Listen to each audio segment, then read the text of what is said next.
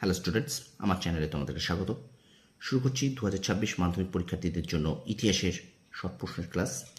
চতুর্থ অধ্যায় থেকে আমরা এমসিকিউ করছিলাম, আজকে তার শেষ পর্ব। ইতিহাসের চতুর্থ অধ্যায় সংঘবদ্ধতার গোড়ার কথা, এই অধ্যায়টি থেকে আমরা আজকের শেষ পর্ব করব। প্রথম থেকে শেষ পর্যন্ত দেখবে ভিডিওটা, একটু স্কিপ করবে না।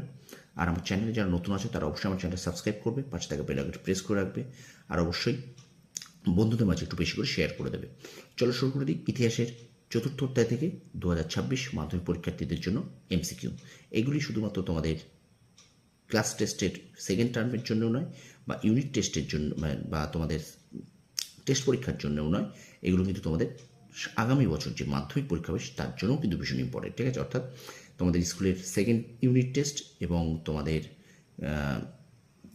টেস্ট পরীক্ষা এবং আগামী বছর যে মাধ্যমিক 2026 ফাইনাল পরীক্ষার জন্য কিন্তু এই প্রশ্নগুলো ভীষণ ভীষণ গুরুত্বপূর্ণ। তাই প্রথম থেকে শেষ পর্যন্ত অবশ্যই ক্লাসটা দেখবে। দেখো, প্রথম প্রশ্ন বলছে, শুরু করছি ইতিহাসের চতুর্থ অধ্যায় থেকে ক্লাস। ঠিক আছে, প্রথম প্রশ্ন, নবগোপাল মিত্র ছিলেন হিন্দু মেলার অপশান ঘ সহ সম্পাদক।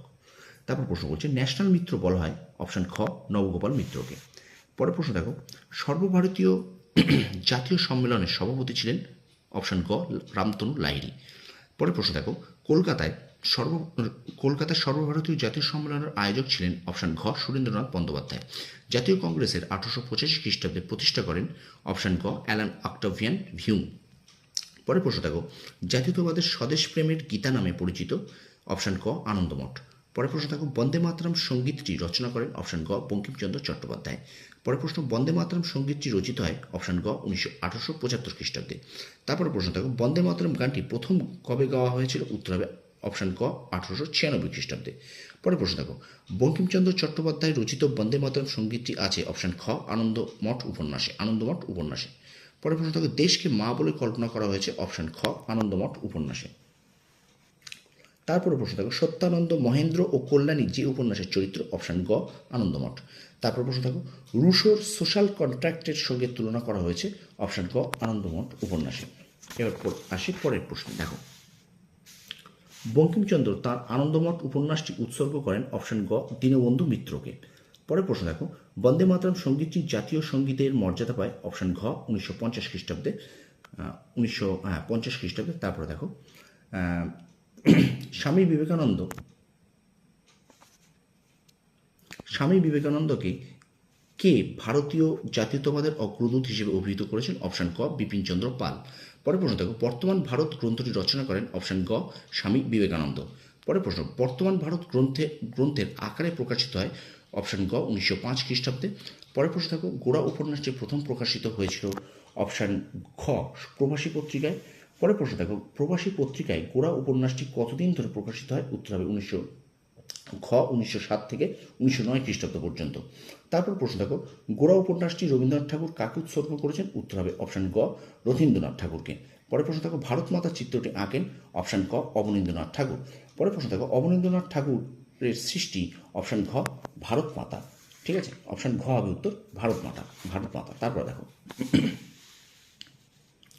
ভারত মাতা চিত্রটির পূর্ব নাম ছিল অপশান ক বঙ্গমাতা। পরের প্রশ্ন দেখো, বঙ্গমাতা চিত্রটি অঙ্কিত হয় অপশান ঘ 1902 খ্রিস্টাব্দে। তারপরে প্রশ্ন দেখো, অবনীন্দ্রনাথ ঠাকুর অঙ্কিত ভারত মাতা চিত্রটির নামকরণ করেন অপশান খ ভগিনী নিবেদিতা। পরের প্রশ্ন দেখো, ভারত মাতার ছবি থেকে কোন ধারণা প্রকাশিত হয়েছে? উত্তর হবে তেজময়ী মাতৃমূর্তি। অপশান খ তেজময়ী মাতৃমূর্তি। তারপরে প্রশ্ন দেখো, অশোকের রানী চিত্রটি কে এঁকেছিলেন? উত্তর হবে অপশান খ অবনীন্দ্রনাথ ঠাকুর। তারপর প্রশ্ন, এখানে আলাদা গোত্রের উপাদানটি হলো অপশান ক ভারত মাতা। পরের প্রশ্ন দেখো, গগনেন্দ্রনাথ ঠাকুর ছিলেন অপশান ঘ ব্যঙ্গচিত্র শিল্পী। এখানে উত্তর হবে অপশান ঘ ব্যঙ্গচিত্র শিল্পী। ঠিক আছে, তারপর প্রশ্ন দেখো, খল ব্রাহ্মণ ব্যঙ্গচিত্রটি এঁকেছেন অপশান ক গগনেন্দ্রনাথ ঠাকুর। তারপর দেখো, ভোঁদর বাহাদুর এর লেখক হলেন অপশান ঘ গগনেন্দ্রনাথ ঠাকুর। পরের প্রশ্ন দেখো, গগনেন্দ্রনাথ ঠাকুরের আঁকা চিত্রগুলি যে পত্রিকায় প্রকাশিত হতো তা হলো? উত্তর হবে অপশান ক মডার্ন রিভিউই। ঠিক আছে, রিভিউ, মডার্ন রিভিউ। তারপর প্রশ্ন দেখো, 12 ইঙ্ক স্কেচেস অ্যালবাম প্রকাশ করেন অপশান খ গগনেন্দ্রনাথ ঠাকুর। পরের প্রশ্ন দেখো, অদ্ভুত লোক বিরূপ বজ্র ব্যঙ্গচিত্রের শিল্পী হলেন অপশান ঘ গগনেন্দ্রনাথ ঠাকুর। পরের প্রশ্ন দেখো, আধুনিক ভারতে প্রথম ব্যঙ্গচিত্র প্রকাশিত হয়েছিল অপশন খ অমৃতবাজার পত্রিকায়। এবং শেষ প্রশ্ন দেখো, India society of oriental art প্রতিষ্ঠিত হয় অপশন খ 1907 খ্রিস্টাব্দে। তো স্টুডেন্টস, এই ছিল আমাদের এখনকার মতো পর্ব, অর্থাৎ চতুর্থ অধ্যায়, ইতিহাসের চতুর্থ অধ্যায় থেকে এমসিকিউ আমরা আজকে শেষ পর্ব শেষ করলাম। ঠিক আছে, ভিডিওটা কেমন লাগলো তোমরা অবশ্যই কমেন্ট বক্সে কমেন্ট করে জানিও। আর আমার চ্যানেলে যারা নতুন আছে অবশ্যই আমার চ্যানেলটা সাবস্ক্রাইব করো, পাশে থাকা বেল আইকনে প্রেস করে রাখো। আর অবশ্যই একটু বন্ধুদের কাছে বেশি করে আমার চ্যানেলটা, আমার এই ক্লাসগুলোকে একটু শেয়ার করে দাও। ঠিক আছে, কারণ 2026 মাধ্যমিক পরীক্ষার্থীদের জন্য ইতিহাস, বাংলা এবং ভূগোলের ক্লাস কিন্তু আমি তোমাদেরকে করাচ্ছি। সুতরাং শর্ট প্রশ্ন কিন্তু ফুল নাম্বার পেতে হবে।